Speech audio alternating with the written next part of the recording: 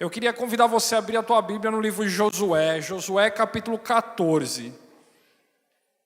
Uma palavra de Deus para as nossas vidas nessa noite, lá no livro de Josué. Uma história que é o cumprimento de uma promessa dada há mais de 400 anos antes deste texto aqui. Josué 14, os primeiros versículos, onde a palavra de Deus traz as divisões da terra a oeste do Jordão. Este é o título aqui da minha Bíblia, da minha versão. E diz assim, Josué 14, a partir do versículo 1. Foram estas as terras que os israelitas receberam por herança em Canaã, e que o sacerdote Eleazar, Josué, filho de Num, e os chefes dos clãs das tribos dos israelitas repartiram entre eles. A divisão da herança foi decidida por sorteio entre as 9 tribos e meia, como o Senhor tinha ordenado por meio de Moisés, pois Moisés já tinha dado herança às 2 tribos e meia a leste de Jordão, mas aos levitas não dera herança entre os demais. Os filhos de José formaram as 2 tribos de Manassés e Efraim. Os levitas não receberam porção alguma da terra, receberam apenas cidade onde viver com pastagens para os seus rebanhos. Os israelitas dividiram a terra conforme o Senhor tinha ordenado a Moisés. Que Deus nos abençoe nessa e nas outras palavras que nós vamos ler aqui nessa noite, amém? Como eu te disse, essa palavra é o término de uma promessa dada mais de 400 anos antes. Você que conhece um pouquinho da história da Bíblia, ou você que talvez conhece a história de algumas músicas que a gente canta, porque a gente tem algumas músicas que a gente canta a respeito disso, mais de 400 anos antes, um dia Deus chamou um filho dele, chamado Abrão, e disse, Abrão, tá vendo tudo isso aqui que você consegue enxergar? Olha para fora da tua tenda, olha para o céu, depois olha para a terra, tudo isso aqui que você está vendo, um dia será teu. Um dia os teus filhos, a tua geração, aqueles que virão depois de você, herdarão tudo isso aqui que eu te prometi, tudo isso aqui que você está vendo.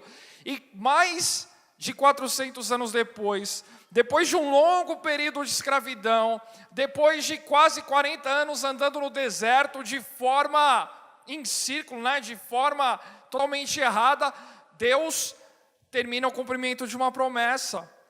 Deus entrega aquilo que, ainda que demorou demais para acontecer, Deus é fiel para realizar na vida de cada um.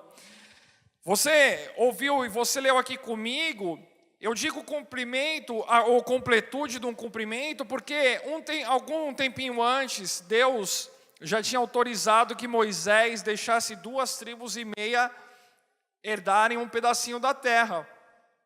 Alguns anos antes, a tribo de Gade, a tribo de Ruben e metade da tribo de Manassés disseram para Deus, Deus, esse lugar aqui é bom, o Senhor prometeu lá atrás, deixa a gente ficar nesse pedacinho aqui de terra. Moisés consultou Deus e Deus disse assim, pode deixar eles nessa terra, mas eles vão para a guerra com os irmãos dele e eles só vão voltar depois que todo mundo tiver tomado posse da terra. Que coisa linda quando nós vemos que podem passar anos, podem passar séculos, mas a palavra de Deus é fiel para se cumprir. Hoje eu tenho aprendido o valor de uma promessa na minha vida se cumprir na vida do meu filho ou das minhas filhas, não é? Nós que somos pais, temos alegria plena em ver cumprimento de promessas, ainda que não seja na nossa vida, se realizando na vida dos nossos filhos. Eu fico imaginando que Abrão não sabia de partida e quanto tempo demoraria aquela promessa para se cumprir, mas a alegria de um pai vendo as promessas serem cumpridas na vida de um filho é talvez maior do que vendo sendo cumpridas na vida de si próprio, não é? Com certeza Abraão ficaria muito feliz, ou ficou muito feliz, quando ele viu que, ainda que ele não vivesse para ver o cumprimento das promessas sobre a vida dos seus filhos, da sua geração, a palavra seria cumprida. Será que há promessas na minha vida que demorarão 400 anos para serem cumpridas? Será que há promessas na sua vida que demorarão 400 anos para serem cumpridas? Ainda que seja assim, Deus é fiel para cumprir cada promessa que Ele entregou na tua vida. Ainda que seja preciso assim, eu quero viver o cumprimento de muitas promessas na minha vida em vida, não é? Enquanto eu estiver aqui, eu ainda nem 40 anos de idade tenho, sou extremamente jovem, né? Não tenho cabelos brancos, não sou careca como alguns conservos meus aqui da igreja, carecas ou de pouco cabelo. Tenho provavelmente, se Deus assim permitir, mais 50 anos na minha vida, talvez, não é? Lá perto dos 90 anos, acho que é uma expectativa excelente de vida. Sei que Deus vai cumprir muitas promessas na minha vida, mas sei que Deus também vai cumprir promessas que Ele fez para mim, para Sara e Manuela. Sei que Deus vai cumprir promessas que Ele fez para mim, para os filhos e filhas de Sara e Manuela, e assim, consequentemente, pelas próximas gerações. E eu posso dizer para Deus que eu sou realizado se promessas forem cumpridas nas vidas das minhas filhas. O povo estava vivendo esse tipo de experiência, essa expectativa, Deus está cumprindo. Lá em Gênesis 12, 7 e depois em 15, 18, diz um pouquinho disso que eu estou te falando. Quando Deus chama Abraão e diz: Abraão, um dia você será dono de tudo isso aqui. Se essa noite servir para que Deus te relembre de promessas que Ele fez na tua vida e ainda não foram cumpridas, já valeu a pena você vir neste lugar. Eu tenho aprendido que em muitos instantes da nossa vida, nós só não recebemos o que Deus tem para nos entregar se a gente desistir antes do tempo. A palavra que o apóstolo trouxe aqui no momento do ofertório, Deus, para cada dia de vergonha, Ele vai trazer dupla honra, mas só vai receber dupla honra, que é uma promessa de Deus para as nossas vidas, quem não desistir antes de chegar no final da corrida, da caminhada com Cristo. Tanta gente perde tanta coisa porque desiste antes da hora. Cada homem, cada mulher que murmurou, não viu o cumprimento daquela promessa sendo realizada na vida, quando eles estavam no deserto, porque a expectativa, a fé em esperar é componente-chave para que as promessas sejam cumpridas na vida, nas nossas vidas, nas vidas das pessoas. Quem se deixa levar pela fé, eu creio que o testemunho de Robson aqui tem muito a ver com isso que a gente está falando. Quantas pessoas se perdem na sua vida, não é? Porque não conseguem esperar que a promessa seja cumprida no tempo de Deus. Qual é o tempo de Deus? Qual é o tempo de Deus? Eu não sei. Eu peço para que Deus acelere algumas coisas, eu peço para que Deus apresse algumas coisas, mas o tempo de Deus é perfeito. Olha, hoje eu recebi uma notícia, 15 para 6, estava indo tomar banho, apareceu um WhatsApp no meu celular, e uma pessoa que trabalha comigo disse: Tiago Roque, que é uma outra pessoa que trabalha com a gente, pediu para te avisar que a Ângela morreu. A Ângela era uma pessoa que sexta-feira estava trabalhando com a gente, na nossa baia, no trabalho, e depois de sexta-feira não tiveram mais notícias dela. Uma mulher de pouco mais de 50 anos, morava sozinha, sem notícia sexta à noite, sem notícia sábado, domingo. Hoje decidiram arrombar a casa dela. Arrombaram o apartamento dela e ela está deitada na cama, já morta há não sei quanto tempo. Sexta-feira para hoje. Às vezes esse é o tempo de Deus para terminar algumas coisas muito rápido, um dia, um fôlego, um suspiro, mas às vezes o tempo de Deus são perto de 400 anos. Nenhuma promessa que é entregue imediatamente é melhor ou pior do que as promessas que demoram para serem entregues, porque Deus tem o tempo certo para cada uma delas. E você não vai receber aquilo que é certo se você apressar as coisas que não devem ser apressadas. Se você não terminar a caminhada que Deus tem para você e desistir antes que o final chegue. Porque Deus é fiel para cumprir as promessas, ainda que demorem 400 anos. Agora, esse texto, ele tem uma coisa que eu queria que você fizesse uma autorreflexão nesse texto. Eu fico imaginando qual foi a reação de dois perfis de pessoas ou de tribos que recebem herança. Esse texto é claro que há duas formas de herança. Há uma herança de 11 tribos e há uma herança totalmente diferente da tribo de Levi. 11 tribos recebem terras e lugar para pastar, e lugar para plantar, e lugar para arrumarem sustento, e coisas para criarem e depois fazerem escambo e sobreviverem. 11 tribos. Agora a tribo de Levi, a herança delas era muito diferente. E Deus deixa claro aqui nesse texto que a gente leu 2 vezes, a tribo de Levi não recebeu herança alguma, porque Deus era a herança deles. É isso que a palavra diz. Agora eu fico imaginando aqueles homens e mulheres desesperados, ansiosos da tribo de Levi. Imaginem comigo, eles vendo todos os amigos deles recebendo terras, recebendo lugar para plantar, recebendo lugar para morar, e colocando nome, e olhando para a terra e tirando no sorteio, né? Porque a Bíblia diz que foram sorteadas as terras das 9 tribos, e nada vindo para eles.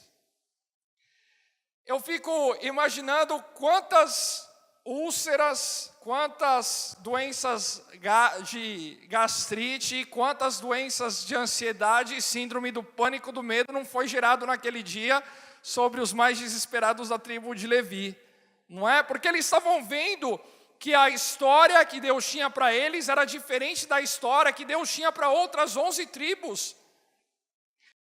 E aí eu anotei isso quando eu li esse texto de novo esse ano, né? Porque eu já tinha lido e graças a Deus a palavra se renova, nós aprendemos coisas novas. Eu anotei a seguinte pergunta na minha Bíblia quando eu li esse texto: qual seria a minha escolha se eu tivesse oportunidade de escolher? E eu quero fazer essa pergunta para você: qual seria a tua escolha? Se Deus, há situações na Bíblia, você sabe disso, que Deus coloca a opção na tua mão, não é? Deus coloca a bênção, a maldição, Deus escolhe a alegria, a santidade ou o pecado, Deus coloca coisas na tua frente, a decisão é tua.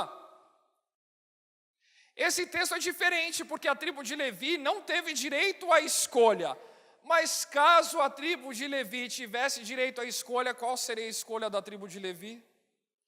Caso você tivesse a oportunidade de dizer: eu vou te entregar alguma coisa, então você escolhe: ou te entrego tudo que você consegue ver, pegar, falar para os outros que tem, olhar e confiar, ou só te entrego a certeza de que Deus é tua herança. Qual é a escolha que você faria?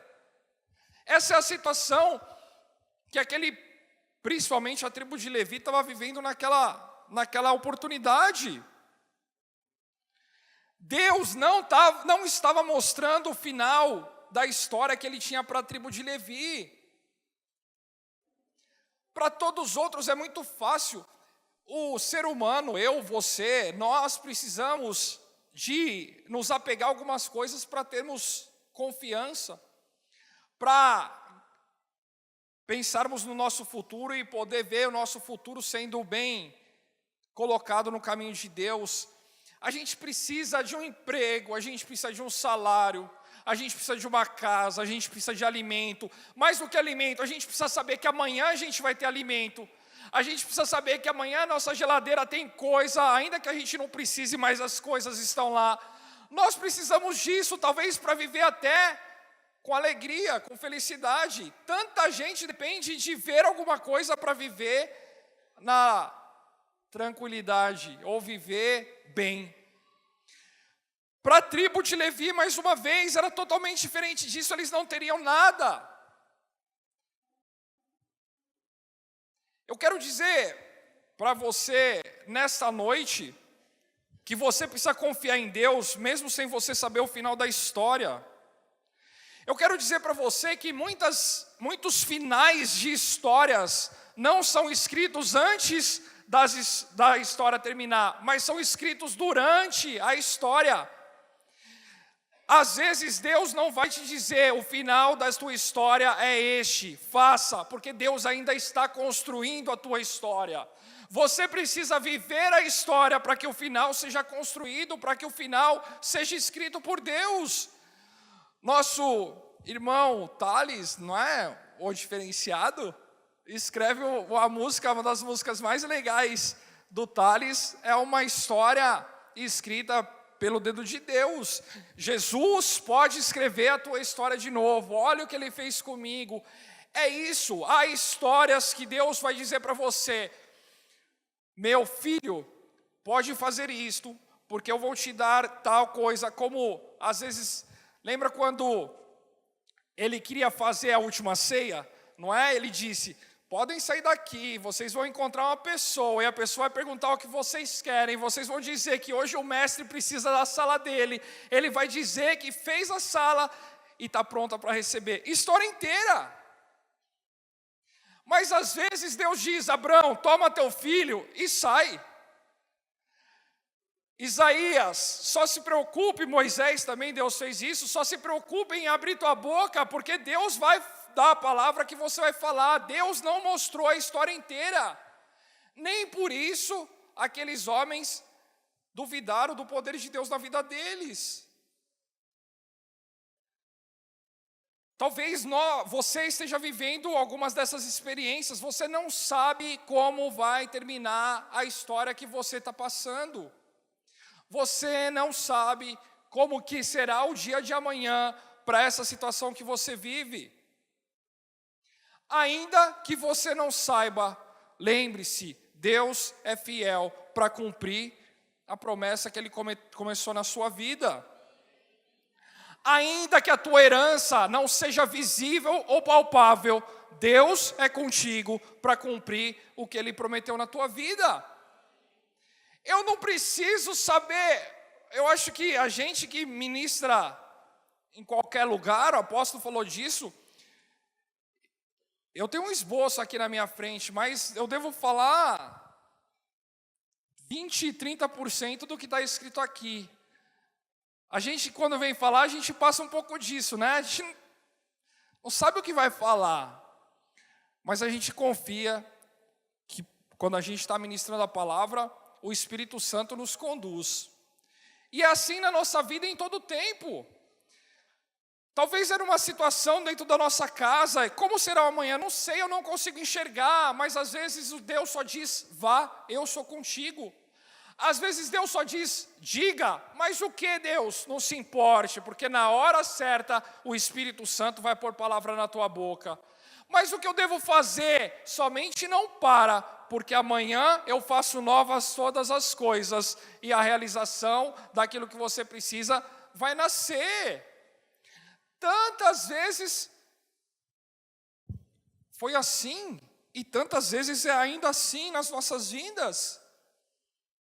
Aqueles homens que decidiram confiar piamente no Senhor, aqueles homens que decidiram confiar incondicionalmente ao nosso Deus, têm histórias maravilhosas para serem contadas até hoje.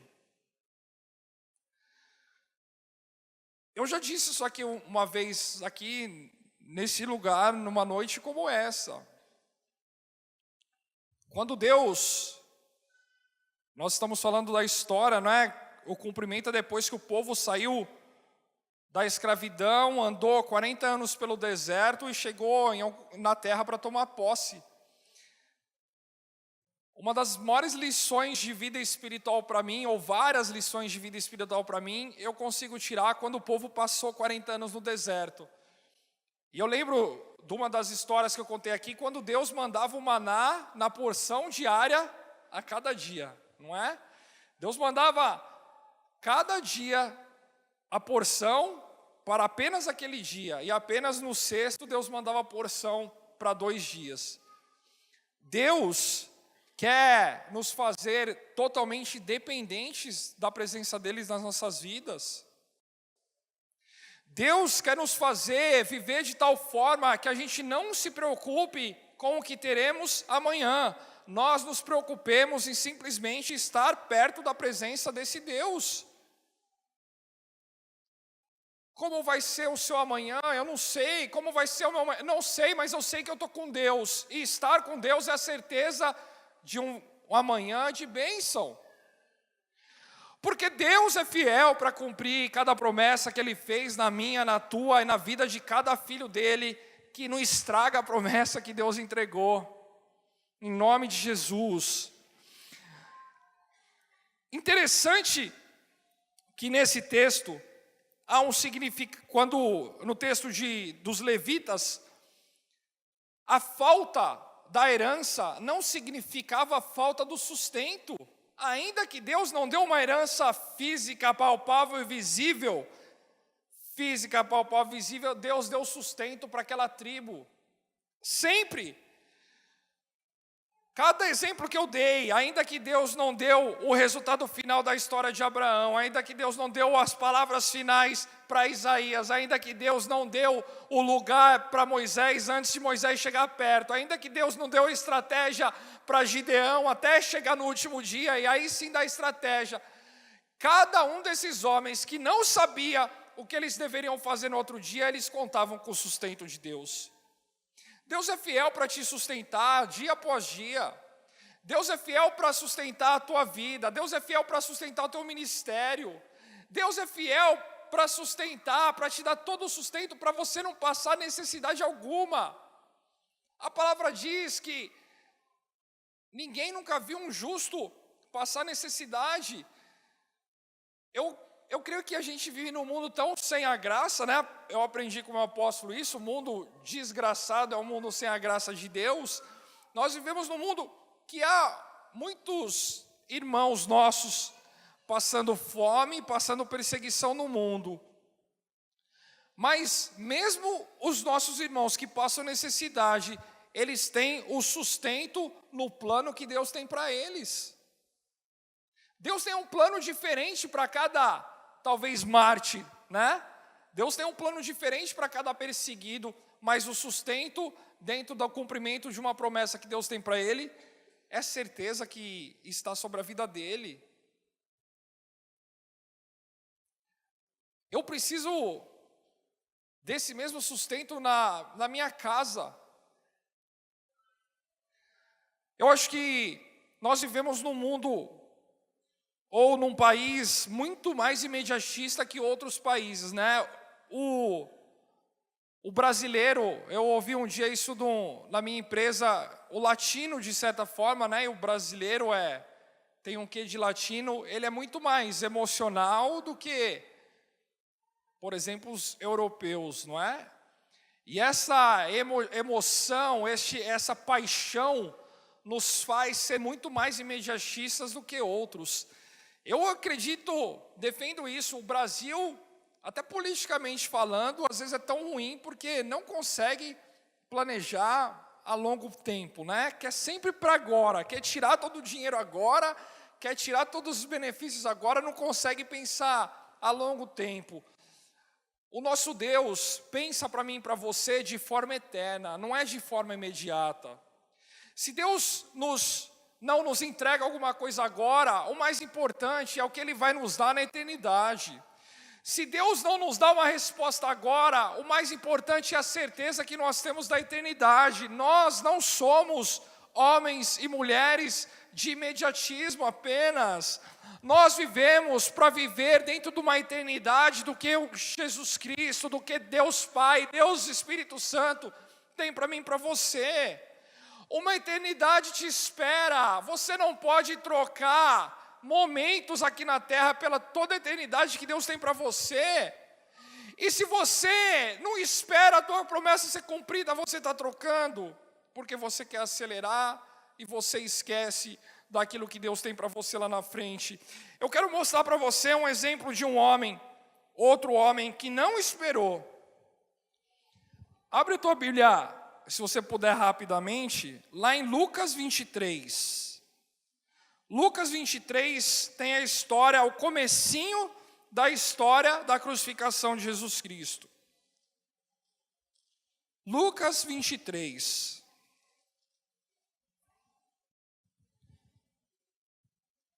Olha só como para mim, Herodes era um homem que, se fosse da tribo de Levi, teria fugido daquela tribo porque queria ver acontecer. Olha Herodes em Lucas 23, no versículo 8 diz: quando Herodes viu Jesus, ficou muito alegre, porque havia muito tempo queria vê-lo. Pelo que ouviu falar dele, esperava vê-lo realizar algum milagre. Olha, Herodes foi uma das autoridades por quem Jesus passou antes de ser crucificado. Herodes, a palavra diz que ele ouviu, ficou muito alegre de ver Jesus, porque ele ouviu que Jesus era poderoso para realizar grandes coisas. Herodes estava olhando para Jesus e esperando que Jesus mostrasse para ele a montanha, as pastagens, aonde os rebanhos iam beber água, porque ele precisava de uma herança que ele pudesse ver. Mas olha o que acontece 2 versículos depois, porque na continuação do texto, no 9 diz, Herodes interrogou Jesus com muitas perguntas, mas Jesus não deu resposta. Os chefes dos sacerdotes e os mestres da lei estavam ali acusando com veemência. Então Herodes, o mesmo Herodes que estava feliz por ver Jesus e queria vê-lo fazer milagre, e os seus soldados ridicularizaram e zombaram dele. Vestindo com um manto esplêndido, mandaram-no de volta a Pilatos. 2 versículos depois, alguns segundos depois, um homem que queria muito ver Jesus, um homem que tinha ouvido falar muito bem de Jesus e acreditava que Jesus pudesse realizar milagres, porque Jesus não mostrou nada para ele, ele começou a ridicularizar e zombar o mestre. Quando nós vivemos na dependência, talvez de ver, de pegar em certas coisas, o perigo da gente não receber é a gente começar a desprezar a glória de Deus nas nossas vidas. Deus entrega tantas promessas também no silêncio, também na quietude, também sem mostrar coisas gloriosas acontecer. Uma das músicas que a gente mais canta aqui nessa igreja diz: se Ele fizer, Ele é Deus, mas se Ele não fizer, Ele também é Deus. Herodes não tinha esse compromisso com Deus, com Jesus. A música de Herodes é: se Jesus fizer, é Jesus, se não fizer, eu zombo da cara dele.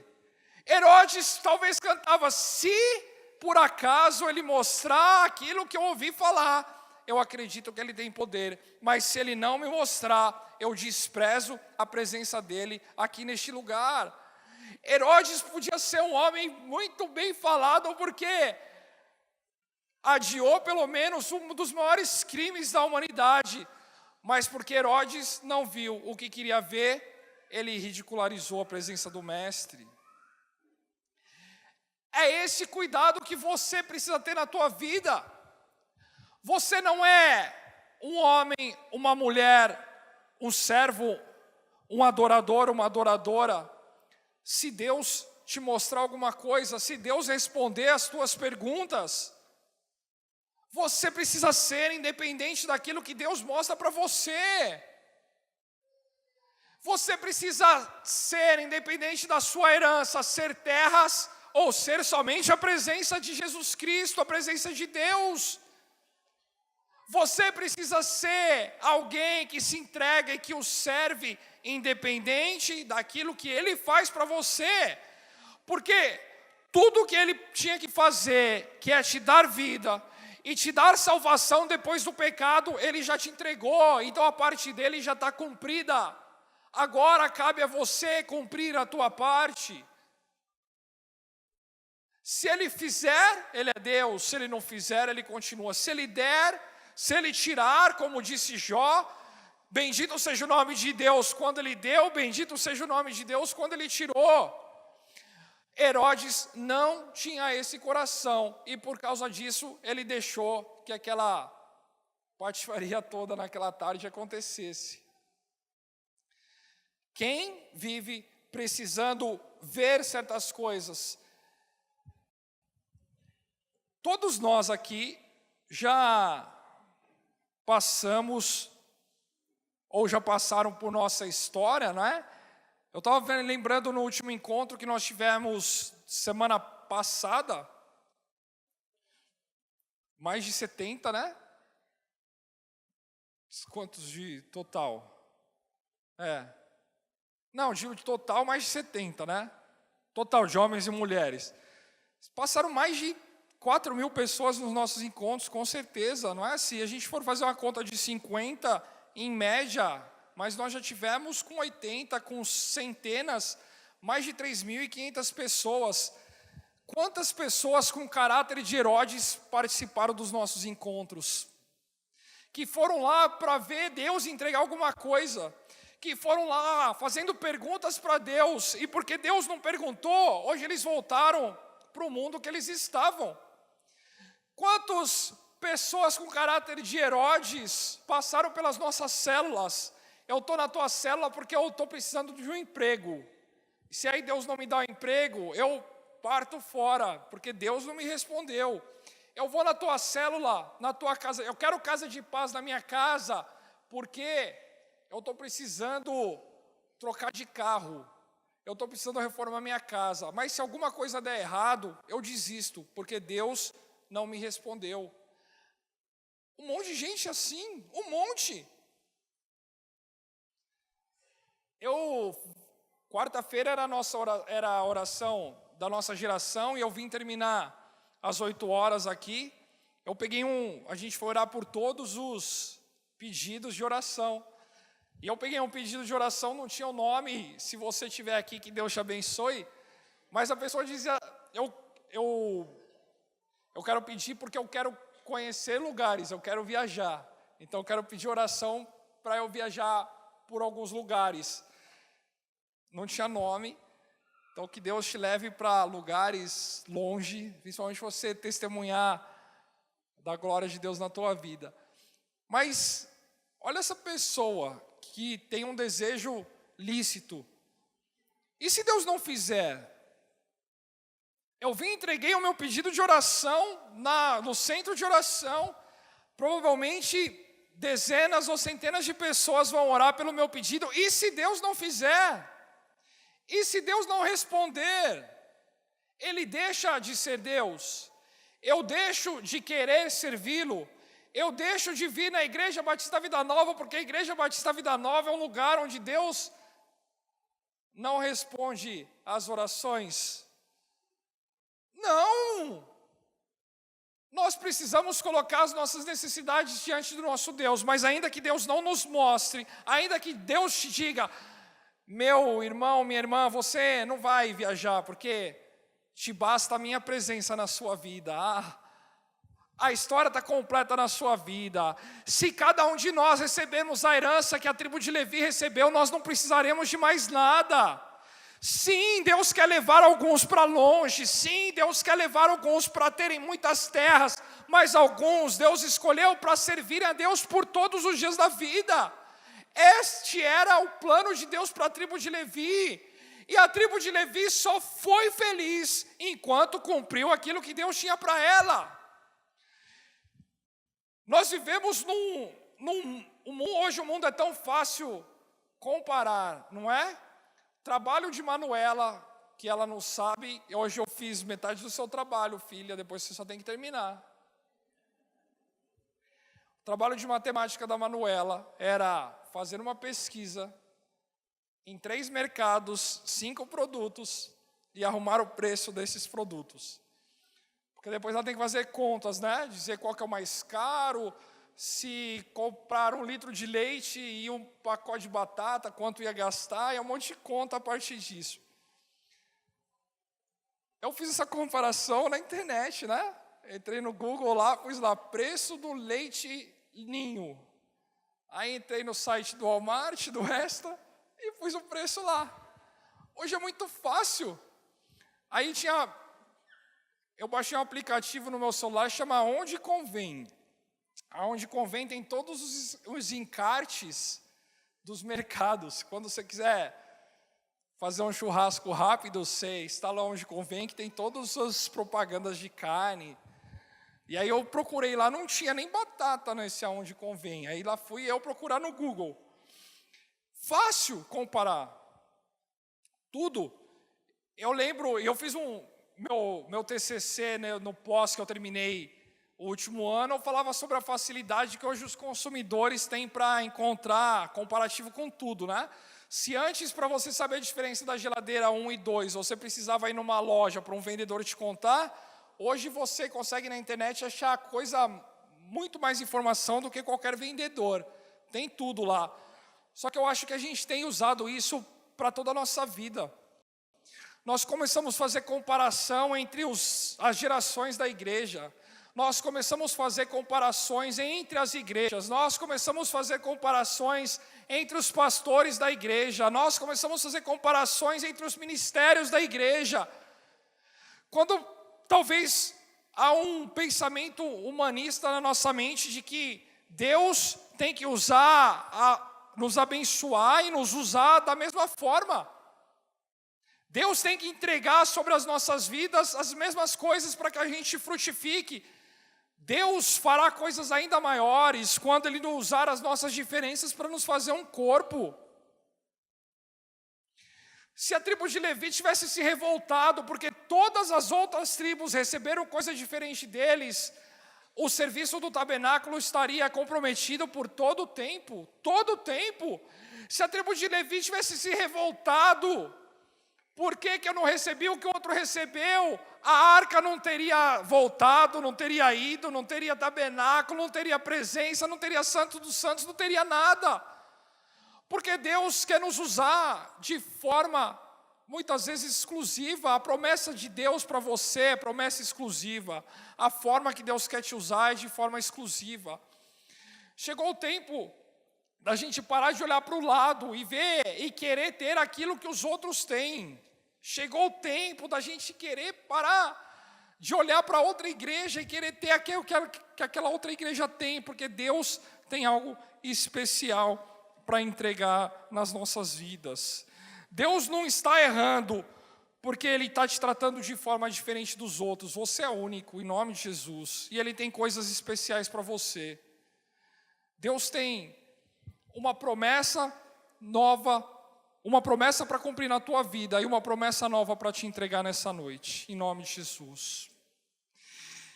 E eu quero terminar esse momento te fazendo a mesma pergunta que eu fiz no começo. E se fosse com você? Se Deus pedisse para você escolher, você quer a herança que 11 tribos ganharam, receberam, ou a herança da tribo de Levi basta para você na tua vida? Eu respondo para Deus nessa noite que para mim basta o Senhor sendo a minha herança. Em nome de Jesus, para mim basta isso. Se o Senhor for a minha herança, Ele vai me acrescentar todo o resto, Ele vai me dar o sustento sempre.